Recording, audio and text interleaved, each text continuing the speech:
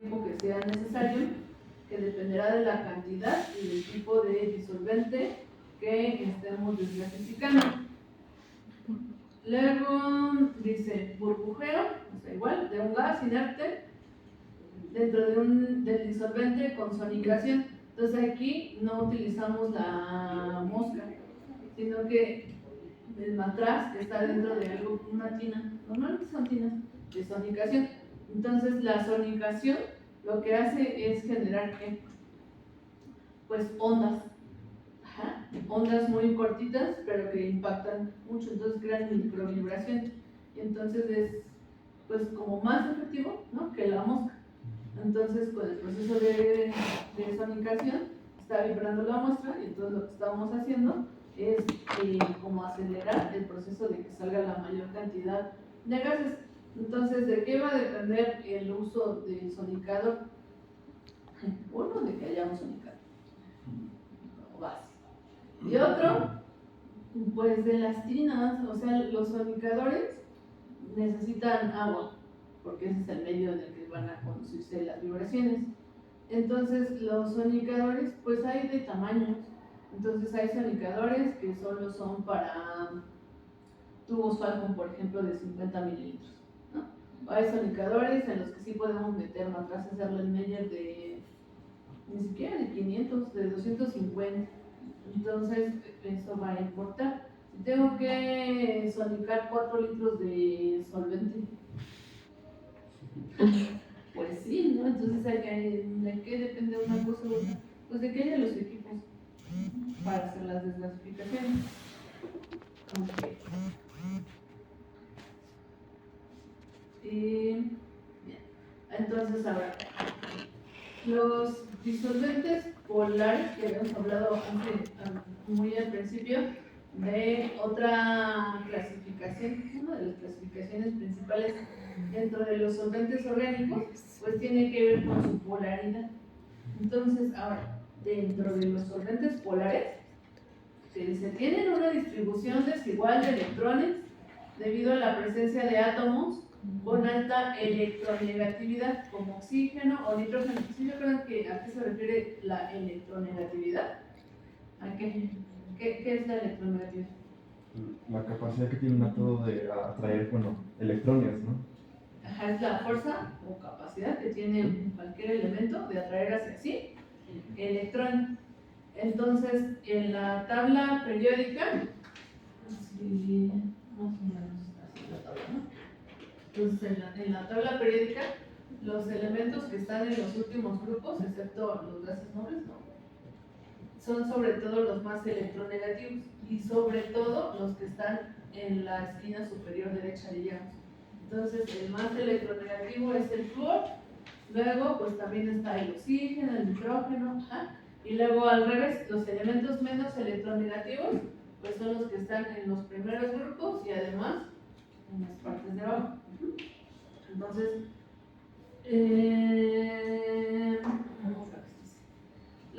los disolventes polares tienen una distribución desigual de electrones debido a la presencia de átomos con alta electronegatividad, como el oxígeno o el hidrógeno, lo que crea polos eléctricos positivos y negativos. Entonces, el grupo funcional de los alcoholes, que son superpolares, es el hidroxilo, que es un OH, pues ya tengo ahí la molécula de oxígeno. Entonces, eso lo hace muy electronegativo, igual que las cetonas, los ésteres que decíamos hace rato. Entonces, lo importante que hay que tener en cuenta con respecto a los disolventes polares, pues es que es esto, ¿no? Se crean polos eléctricos. Pues tiene que haber forzosamente un positivo y un negativo. Y entonces, dentro de los disolventes polares, o sea, esto sería una característica en común de todos los disolventes polares. Pero tenemos dos grupos principales dentro de los disolventes polares. Vamos a tener los polares próticos y los polares apróticos. Entonces, los disolventes polares próticos, si se contienen al menos un hidrógeno unido a un átomo electronegativo, permitiendo formar enlaces de hidrógeno. Son ideales para disolver sales iones, y iones, no sé cómo que esté lleno. Bueno, entonces, ejemplo, si dice que necesito prótico, viene de protón. Entonces, el protón más sencillo, pues es el hidrógeno.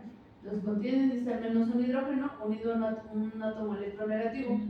Entonces, si ya quedamos que un átomo electronegativo es el oxígeno y el grupo funcional de los alcoholes es un OH, pues claro que ese sí es un prótico. Entonces, otro prótico, el agua, ¿no? Hay dos moléculas de hidrógeno por una de oxígeno. Y luego, pues no solamente más bien alcoholes, pues todos los alcoholes en realidad. Cetonas, pues también todas las cetonas. Incluso aquí está el ácido acético también. Muy bueno. Luego, vamos a tener los que son apróticos, entonces uno puede intuir que no tienen ¿qué? Hidrógeno. Sí.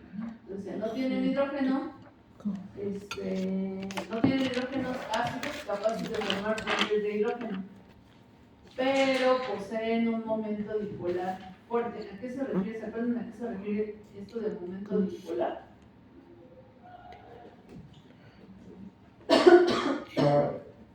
Pues cuando son inducidos, ¿no? Cuando son inducidos, ajá, pero ¿son cargas netas o cargas? Son cargas parciales. Son cargas parciales. Entonces, cuando se adquiere un momento dipolar, parcialmente una parte de la molécula va a tener una carga positiva y otra va a tener una carga parcial negativa. Entonces, esa parcialidad de cargas, esa parcialidad momentánea de cargas, es lo que los hace disolventes polares. ¿Sale? Pero sí se entiende la diferencia entre un prótico y un aprótico. Entonces, los próticos tienen que haber al menos un hidrógeno y además se forman puentes de hidrógeno. Entonces, los puentes de hidrógeno, acuérdense, necesito a alguien que ceda un hidrógeno, eso es lo básico, y necesito a alguien que acepte ese hidrógeno. Entonces, normalmente es oxígeno o ¿qué otro elemento puede formar con hidrógeno? Nitrógeno y oxígeno y falta otro. Hidrógeno. ¿Hidrógeno? Pues hidrógeno, oxígeno y nitrógeno. Ajá, o sea, necesito a alguien que ceda un hidrógeno, y alguien que acepte. Entonces, ¿es oxígeno o nitrógeno? ¿En dónde han visto o dónde recuerdan que hay puentes de hidrógeno formados con nitrógeno? En las bases nitrogenadas. Entonces, entre las bases nitrogenadas, los puentes, ¿no? Lo que une las bases nitrogenadas son puentes de hidrógeno. Hay 2 entre adenina y timina y 3 entre citosina y guanina. Son puentes de hidrógeno. Vale. Entonces, los apróticos pues son polares, pero por cargas parciales, ¿no? Entonces ahí no se generan puentes de hidrógeno. Entonces, ¿quién está? Ah, no, aquí está la cetona. 2 veces. Ajá. ¿2 veces? Ah, sí, sí. No. Es que se debe ser acetonina. Ah. Nada más que aquí la botella está. Ah. Ese se usa un montón en la separación. Está acetona, el DMF que es dimetilformamida, el THF, tetrahidrohidrofurana, acetonitrilo. Este THF se utiliza también un montón en proteínas.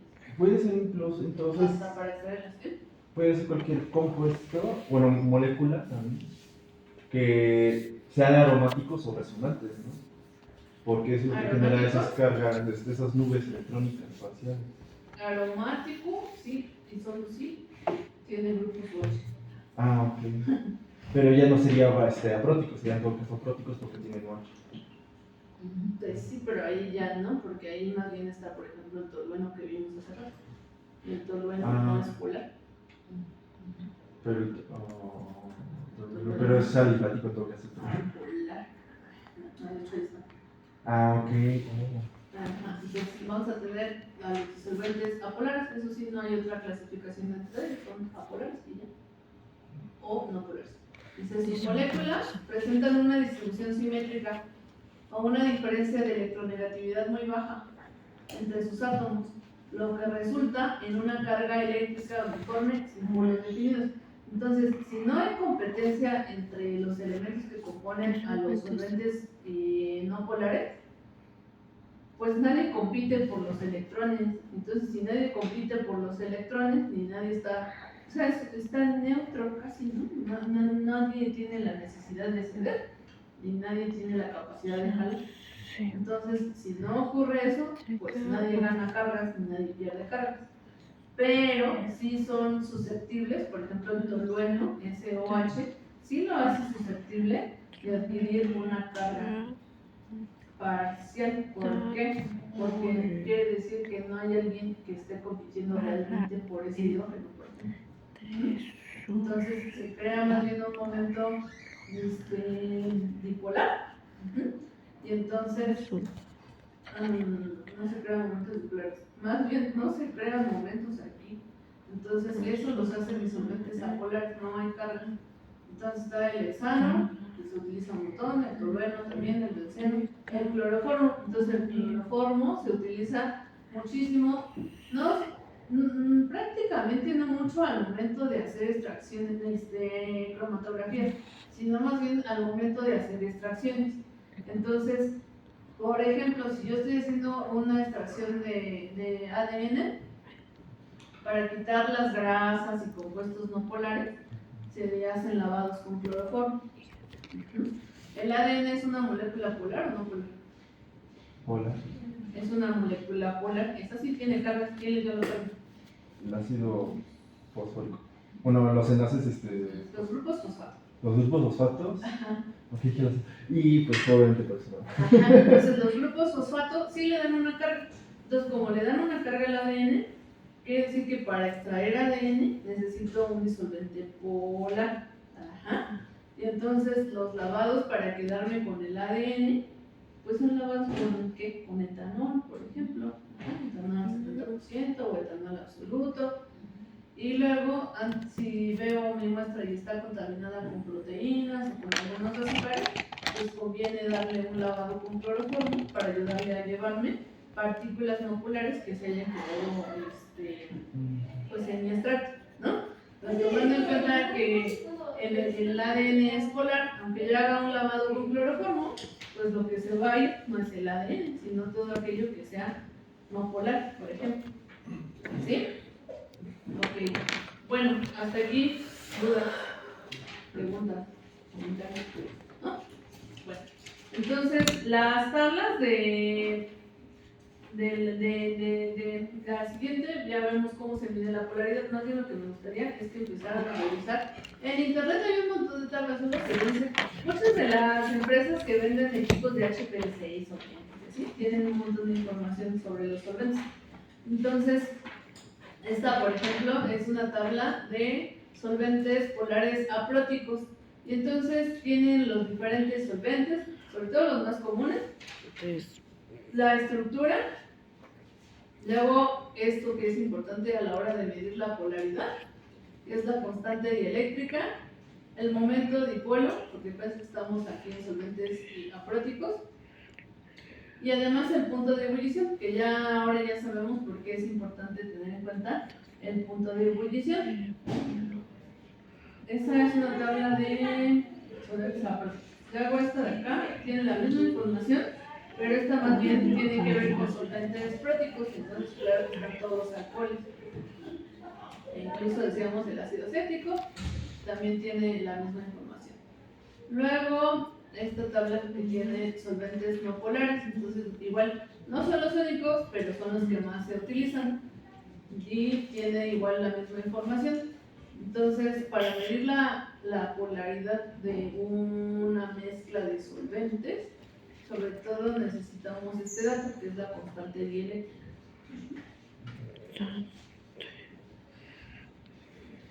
Luego esa que me encontré, esa tiene que ver con cuestiones de solubilidad. Entonces, hasta atrás, bueno, hasta todo lo que hemos hablado son como solventes puros, solventes orgánicos puros. O es metanol, o etanol, o acetona, o tolueno, o tal, pero todo como íntegro. sí son los que más se utilizan, pero en realidad también se utilizan otro tipo de solventes que pueden estar acompañados, por ejemplo, de metales alcalinos o de alcalinos térreos o metales de transición o otros tipos de metales. Y además de este lado están diferentes grupos funcionales, por ejemplo, nitrato, nitrito, nitrato, sulfato, sulfuro.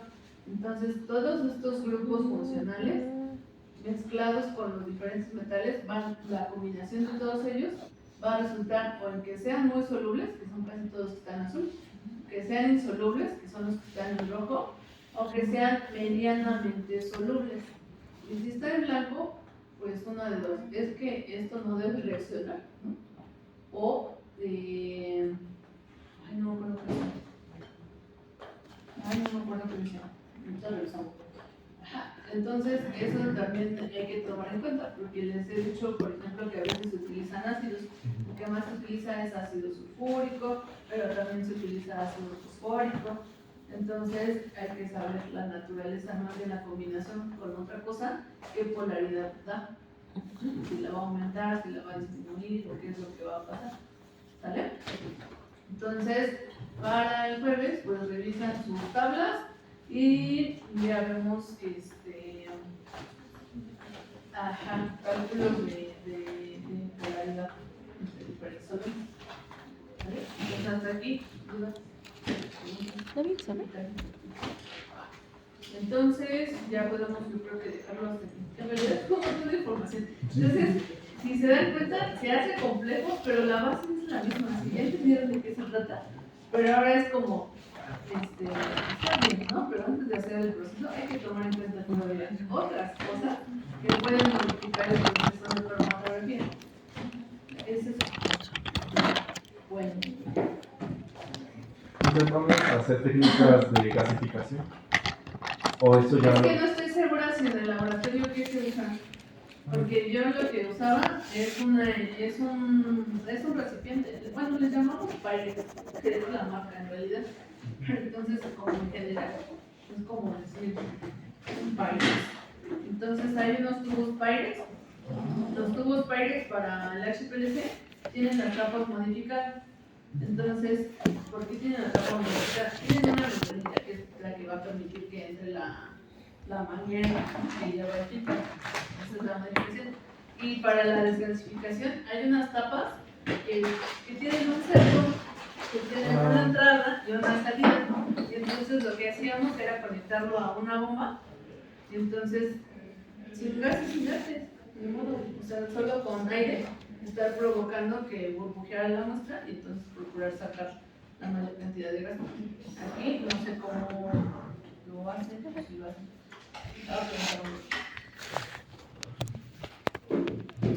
No sé si lo ha. No, pues yo no me acuerdo.